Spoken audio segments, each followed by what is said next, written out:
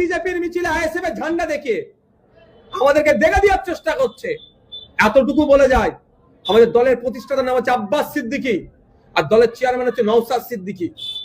অত সহজ নয় রাজনৈতিক লড়াই রাজনৈতিক ভাবে লড়ে নেব। 5 বছর ধরে তৃণমূল চেষ্টা করেছিল বিজেপির সাথে আমাদের সম্পর্ক আছে জুড়ে দেওয়ার, প্রমাণ করতে পারেনি।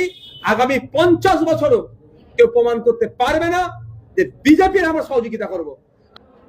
4 তারিখ বেলা 4টের পরে কিছু তৃণমূল আইএসএফ সেজে গেছে, তাদের দ্বারাই সব থেকে বেশি বিশৃঙ্খলা সারা রাজ্যে হয়েছে। আইএসএফ এর দায়ভার কাঁধে নিতে হয়েছে। এমনও হয়েছে তৃণমূল করত কাঁধে আইএসএফ এর ঝান্ডা নিয়ে বিজেপির মিছিলে ঢুকে গিয়েছে। এই ঘটনা ঘটছে, আমরা চিহ্নিত করছি, তাদের বিরুদ্ধে আইনত ব্যবস্থা নেব আমরা। আর যদি আইএসএফ এর কেউ যেটা করে থাকে তাদেরকে পার্টি থেকে বহিষ্কার করব, এটা জোর গলায় বলছি। আমাদের আইডিওলজির সাথে বিজেপির আইডিওলজি ম্যাচ করে না। আমরা বিজেপি তৃণমূলের বিরুদ্ধে রাজনৈতিক লড়াই সংগ্রাম করছি, তৃণমূলকে পরাস্ত করেছি, আগামী দিনে বিজেপিকে পরাস্ত করব। কোনোভাবেই বিজেপির সাথে আমাদের সম্পর্ক না ছিল না আছে, আর আগামী দিনে বিজেপির আইডিওলজি পরিবর্তন না করলে থাকবে না। কিন্তু যারা আইএসএফকে কালেমা লিপ্ত করার চেষ্টা করছে তাদেরকে আমরা আইডেন্টিফাই করছি, তাদের বিরুদ্ধে যেহেতু আমাদের ঝান্ডা নিয়ে ঢুকেছে আইনত ব্যবস্থা গ্রহণ করা থেকে শুরু করে দলীয় শৃঙ্খলা ভঙ্গের যারা দায়ে দণ্ডিত হবে ব্যবস্থা গ্রহণ করবো, একটা ছাড় পাবে না। এক সময় তৃণমূলের গলা কাটা করেছিলেন আরাদুল ইসলাম, এখন কি তিনি আইএসএফ এর গলা কাটা করছেন? না না না, মোটেও নয়। যার যেটা রোল তাকে সেটা বুঝিয়ে দেওয়া হচ্ছে, সেই ততটুকু রোলই বা ততটা রোলই প্লে করবে।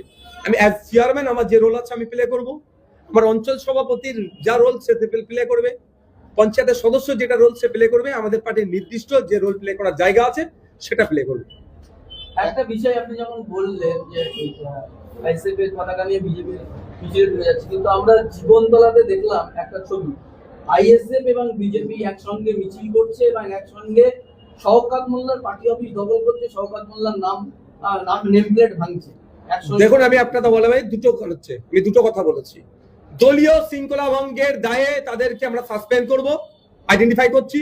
আর দ্বিতীয় হচ্ছে পিঠ বাঁচানোর জন্য তৃণমূলের একটা হেভি অংশের লোক আইএসএফ এর ঝান্ডা নিয়ে বিজেপির মিছিলে ঢুকে এটা মানে বোঝাতে চাইছে যে তুমি আমি ভাই ভাই।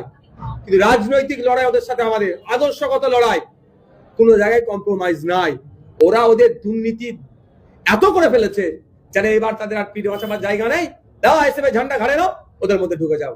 এটা করছে, আমরা সব দেখছি।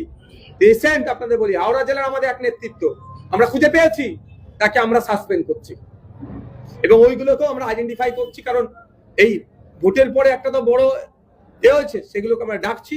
এই যতগুলো ভিডিও আমাদের কাছে আসছে আমাদের অবজারভারদের কাছে পাঠাচ্ছি, অবজারভার অঞ্চল নেতৃত্বদের কাছে পাঠাচ্ছে যে এরা কারা কারা খুঁজে বার করো। এই কাজ আমাদের চলছে, অত সহজ না। আমি আবারও বলছি, কিছু আমাদের সমালোচক এই বিজেপির মিছিলে আইএসএফ এর ঝান্ডা দেখে আমাদেরকে দেখা দেওয়ার চেষ্টা করছে।